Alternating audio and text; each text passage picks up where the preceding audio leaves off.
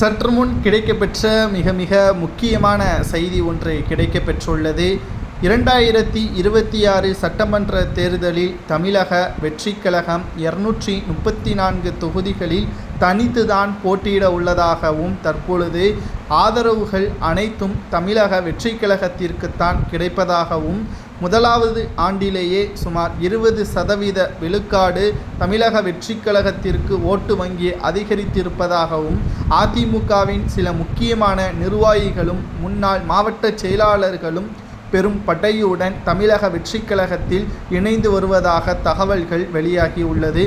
நிச்சயம் இந்த மெகா திராவிட முன்னேற்ற கழகத்திற்கு எதிராக ஆட்சியை கைப்பற்றும் திராவிட முன்னேற்ற கழகத்தின் ஆட்சியை கூண்டோடு கலைப்பதற்கு தமிழக வெற்றிக் கழகத்தில் இணைவதற்காக அதிமுகவின் முக்கிய நிர்வாகிகளும் நாம் தமிழர் கட்சியின் முக்கிய நிர்வாகிகளும் விஜய் அவர்களை சந்தித்து தாவேகாவில் இணைந்து வருகிறார்கள்.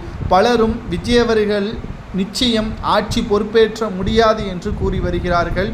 திமுகவின் கூட்டணியான 13 கட்சிகள் நேற்று வந்த விஜய் அவர்களுக்கு பல ஆண்டுகள் கூட்டணியில் இருக்கின்ற கட்சிகள் பயப்படுகிறது என்றால் அதுதான் எங்களது வெற்றி என்று தாவேகாவின் நிர்வாகிகள் கூறி வருகிறார்கள். ஏனென்றால் அங்கீகரிக்கப்பட்ட கட்சிகளே 40 கட்சிகள் தான்.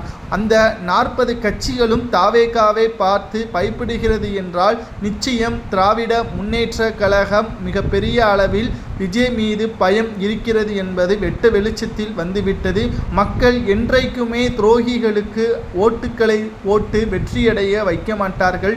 உண்மையானவர்களுக்காகவும் நல்லவர்களுக்காகவும் காத்து கொண்டிருந்த தமிழக மக்கள் இந்த முறை விஜய் அவர்களுக்கு தேர்வு செய்து தமிழகத்தை முற்றிலுமாக மாற்றுவதற்கும் ஊழல்வாதிகளை சிறையில் அடைப்பதற்கும் அனைத்து ஏற்பாடுகளையும் செய்து வருகிறார்கள்.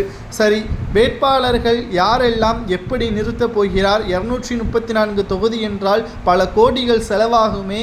இதற்கு மக்கள் மத்தியில் வரிப்பணத்தை தான் சுரண்டுவாரா ஆட்சிக்கு வந்த பிறகு என்று பலரும் விவாதிக்கிறார்கள். ஏன் அரசியல் கட்சிகளுக்கு இதுதான் பெரிய சந்தேகம்.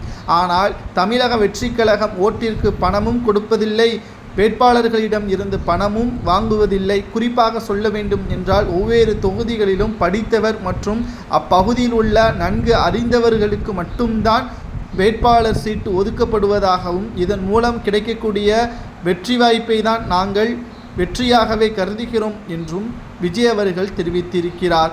உங்களது கருத்துக்களை கூறுங்கள்.